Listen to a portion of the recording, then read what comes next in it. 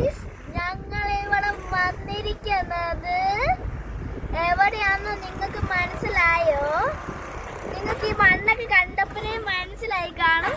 ഇതാണ് Alappuzha beach. Guys, എന്നാ ഭംഗിയാണ് നോക്കിക്കേ. എൻ്റെ പേരാണ് ജെറോൺ. എൻ്റെ യൂട്യൂബ് ചാനലിൻ്റെ പേരാണ് പാമ്പാടി വ്ലോഗ്.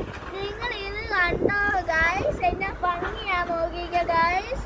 ബീച്ചൊക്കെ എല്ലാ തിരക്കൊന്നുമില്ല ഗൈസ്.